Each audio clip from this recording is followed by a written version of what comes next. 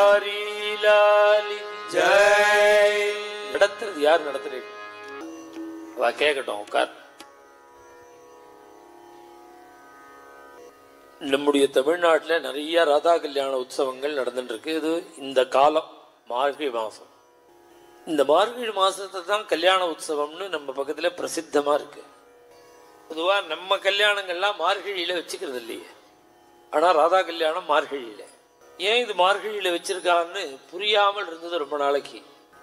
பிருந்தாவனம் போன பொழுதும் அங்கே பர்சானான்னு ஒரு இடம் இருக்கு, பாண்டீரவனம்னு ஒரு இடம் இருக்கு.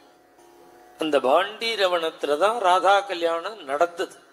ஒவ்வொரு லீல ஒவ்வொரு இடத்துல பாண்டீரவனத்தில் ராதா கல்யாணம் பண்ணின. அதில் ஒரு ஆச்சரியம் என்னன்னா, ராதா கல்யாண இடம் இருக்கு. இப்போ எந்த இடத்துல நடந்ததோ அந்த இடம் பிரம்மா வந்து தான் ராதா கல்யாணம் பண்ணி வச்சார். அதனால ராத கிருஷ்ணன் பிரம்மதேவன் 3 பேரும் விக்கிரக ரூபமாக இருக்காங்க, சிலா ரூபமாக இருக்காங்க. இந்த மார்கழி மாதத்தில் கல்யாண உற்சவம் நாம் பண்ணுறமே ஏன்னு புரியாமல் இருந்தது. அங்கே போன உடனே தான் புரிஞ்சுது. ராதைய கிருஷ்ணன் கல்யாணம் பண்ணிண்டது மார்கழி மாதம் சுக்லபட்சம் திருத்தீய. ராதா கல்யாணம் பண்ணிண்டதே மார்கழி மாதம். அதனால தான் நாம் இங்கே மார்கழி மாதத்துலேயே கல்யாண உற்சவம் பண்ணுறோம். இப்போ கிருஷ்ணனையே மார்கழி மாதத்தில் கல்யாணம் வச்சுன்னுட்டார். இப்போ நாம் எல்லாரும் வச்சுக்கலாம்னு கல்யாண மண்டபம் டேட்டு கிடைக்காத நேரத்தில் மார்கழி மாதத்தை செலக்ட் பண்ணக்கூடாது. ஒரு விஷயம் தேசாச்சாரம், மற்றொன்று மார்கழி மாதம்ங்கிறது நமக்கு கிரமமாக சித்திரை 1லேருந்து அப்படி வருது.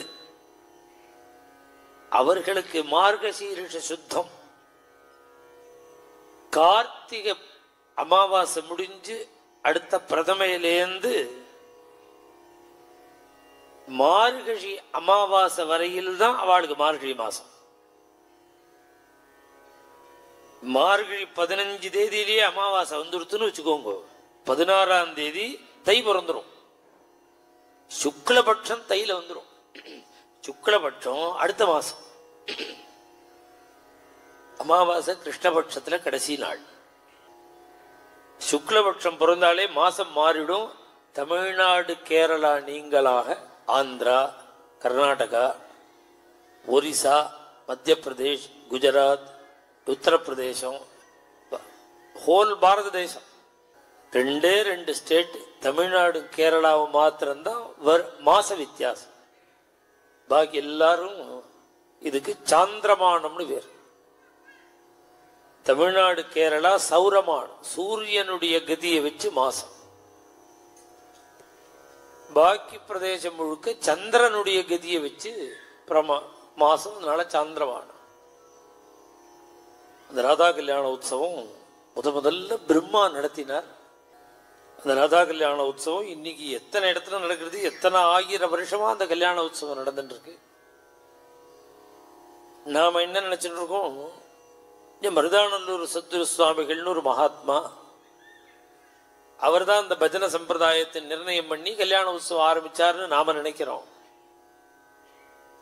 பிருந்தாவனத்தில் அவதாரம் பண்ணின ஹிதஹரி வம்சங்கிற ஒரு மகாத்மா 400 வருஷம் முன்னாடி எழுதியிருக்கார். ராதைக்கும் கிருஷ்ணனுக்கும் கல்யாணம் பண்ணி வைக்கிற பாக்கியம் எனக்கு எப்ப கிடைக்கும்னு கேட்டிருக்கார். அப்ப அந்த காலத்திலேயே இந்த கல்யாண உற்சவம் இருந்திருக்குன்னு தெரியுது. பிருந்தாவனம் நித்திய தம்பதிகளான ராதைக்கும் கிருஷ்ணனுக்கும் பிரிவே கிடையாது, அபின்ன வஸ்து. பக்தாளுடைய ஒரு அனுபவத்துக்காக தான் கீத கோவிந்த காவியம்னு ஜெயதேவர் பண்ணி இந்த காவியத்தை பாடி, அந்த காவியமே கல்யாணம். அது புரியாதுங்கிறதுனாலதான் இப்படி கிரியாரூபமா பண்றோம். அஷ்டபதி பாடினாலே கல்யாணம்.